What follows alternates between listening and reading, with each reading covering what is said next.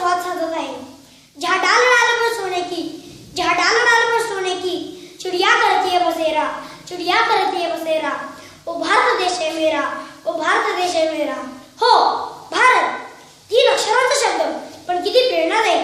तुम्हा आम्हा प्रत्येकाचा रोमरोमात नसा नसाच नव्हे तर रक्ताच्या थेंबा थेंबात चेतना प्रज्वलित करणारा मंत्र। आज या भारतीय गणराज्याचा 67वा वर्धापन दिन आपण सर्वजण साजरा करीत आहोत। भारत देश 15 ऑगस्ट 1947 रोजी स्वतंत्र झाला, हे सर्वज्ञात आहेच। मग हे गणराज्य प्रजासत्ताक म्हणजे काय?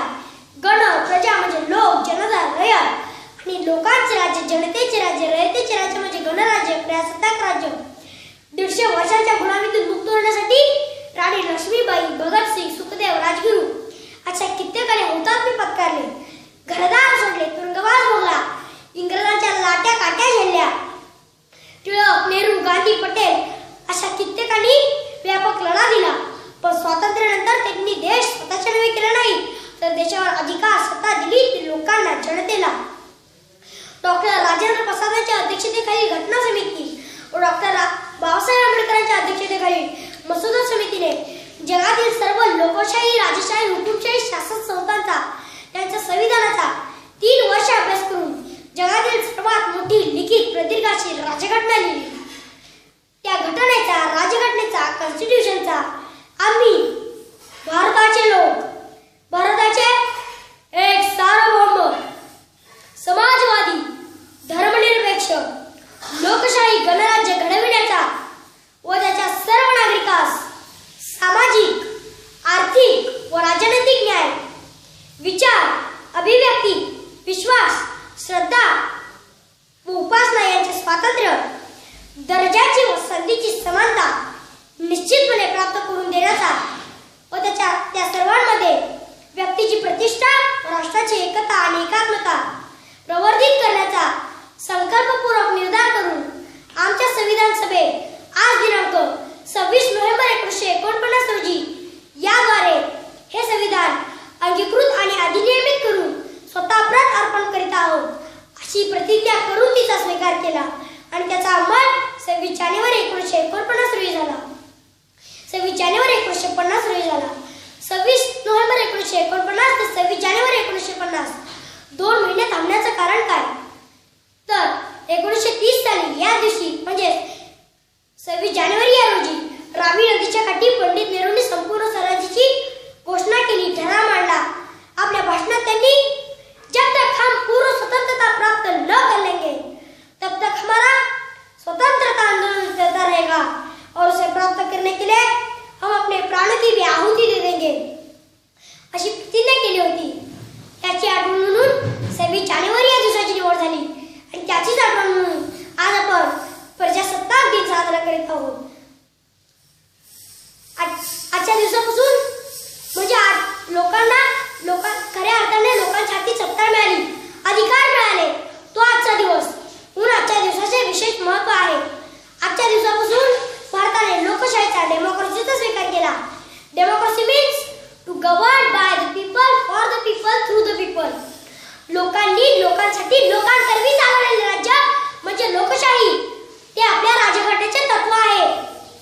आणि आज भारत जगातील सर्वात मोठा लोकशाही प्रधान देश आहे।